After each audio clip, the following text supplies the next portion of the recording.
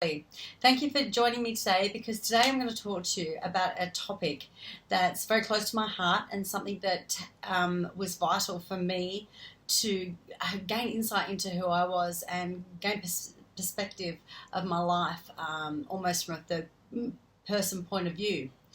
And I'm going to start by opening up this topic by asking you a question.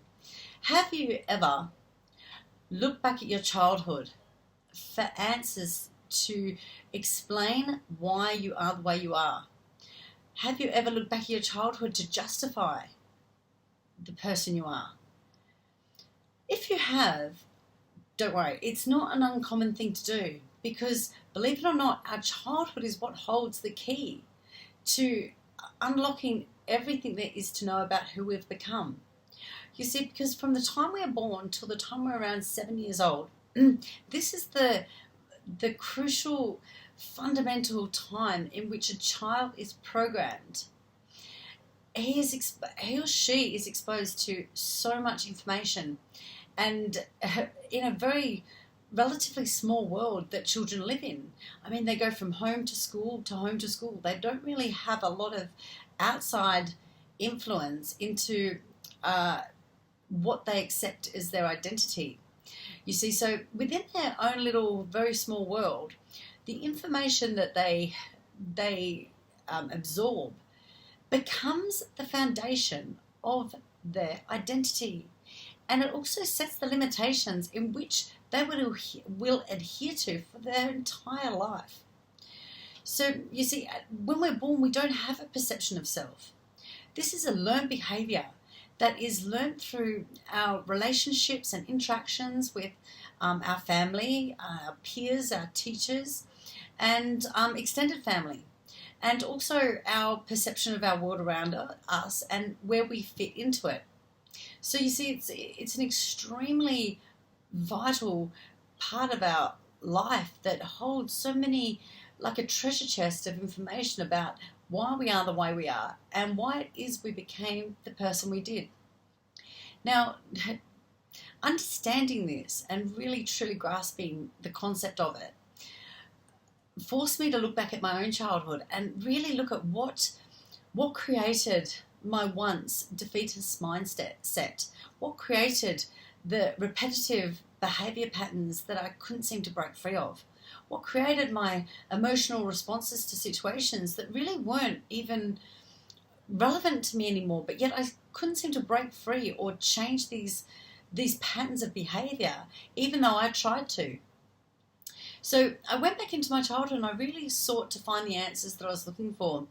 And it wasn't until I spoke to my mum and I really, really delved into something she told me long ago, but I really hadn't thought about it much after that. But she told me that when I was first born, and she was in the hospital, my father came in to see her. And he took one look at me, and because I was born quite dark and my sister's very blonde and I was born with dark hair and dark eyes, he presumed I wasn't his child and he rejected me at that moment. Now, as a baby, I was not aware of this, but as I grew into adolescence and early on in my childhood, I realised there definitely was a difference in the way my dad treated me and my sister.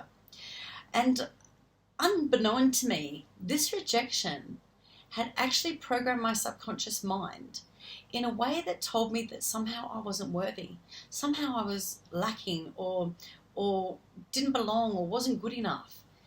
And when I went to primary school and I started school, these feelings of inadequacy followed me right the way through my school life. I found it difficult to make friends. I found it difficult to have confidence in myself. I was always had this feeling of unworthiness and like people hated me. And these feelings just didn't stop at school. They carried on into my work life, they carried on into my adult life, into my relationships. And it wasn't until just very recently that I realised that these feelings that I was been carrying through my life weren't me at all. I'd grown, I'd changed, I'd grown stronger, I'd grown wiser. I was on the exterior, I was a lot more confident. I approached people with more confidence. But this deep-seated programming in me just wouldn't quit. And it wasn't until I could actually go back, identify this thing and this programming in my early childhood that had caused so many blockages throughout my life, acknowledge it, understand it. Only then was I able to decide to let it go and to say that that isn't me anymore. That person, that child that was rejected, that wasn't loved, that wasn't accepted by the world, that child doesn't exist anymore. And I had to let go of that belief system that was holding me back and placing so many limits on my progress through life and my self-development and my reaching my goals and obtaining the success that I wanted in my life. And also having better relationships with those around me. This held me back. I don't know if you've ever heard of this or know about this, but people that suffer from deep-seated childhood rejection, they have a tendency to reject others before they reject them. And this was probably my go-to emotional response when dealing with others. I found that it was easier to reject them before they reject me. Then I felt like I had some kind of choice and decision, that it was my choice that I didn't have that friendship, that it was my choice that I didn't have that relationship, that I had some power to decide in my life before someone decided it for me and decided they didn't like me and were going to reject me and leave me, and then I was left the fool, and I never wanted that. So, but once I could go back and acknowledge this fundamental negative programming, I was able to change it. I was able to let it go. And not only let it go, I was able to rewrite it. I was able to change my story, change my life, and change my reality. And I tell you what, it happened in an instant that I had that awareness of what was going on, and I could actually understand what it was that kept me back. It was an immediate change. I was able to let go of the emotional ties of my past that had held me back all my life. So this is what I'm talking about this early childhood programming. If we don't actually go back deliberately and consciously, rewrite our past and rewrite that negative programming that set limitations on us that no longer apply, we will continually be held back and limited in life. And you'll find it as you try to, you'll know if you have these programs in place that are holding you back, because you'll go up against, you'll be trying in life and forging forward, and then all of a sudden it's like something like knocks you right back down. It's not you. It's not that you're not trying hard enough. It's that your subconscious won't allow you to go beyond the limits of what it was programmed to believe, and the limits that were set right back from when you're a child.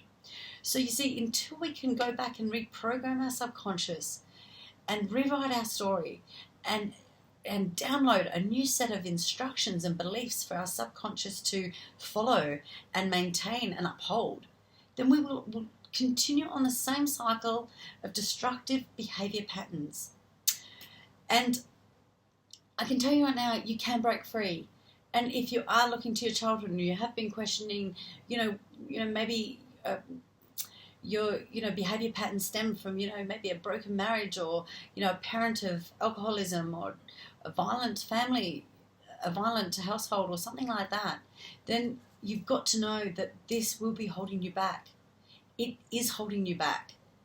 And it's such a simple thing to break free of it. And seriously, the freedom you will experience is beyond words. It will set you free to be able to go out and face life without fear, without feeling like you're held back and restrained, without feeling that there's a limit there, a ceiling that you're going to hit and it's going to push you right back down. When you gain this understanding, you realize that there is no limit. There is no ceiling on the possibilities of your potential to achieve everything you want to achieve.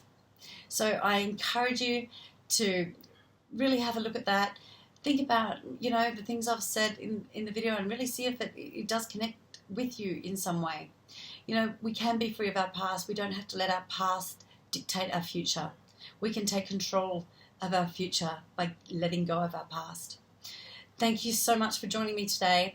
I hope I've encouraged you and inspired you to to really go after your dreams and not be held back and not settle for anything less than greatness in your life. Thanks for joining me on Going Beyond with Natalie. Please subscribe if you've enjoyed my video. And if you have any questions or you would like to leave a comment, please do so in the box below. Thanks for joining me on Going Beyond with Natalie. Bye for now.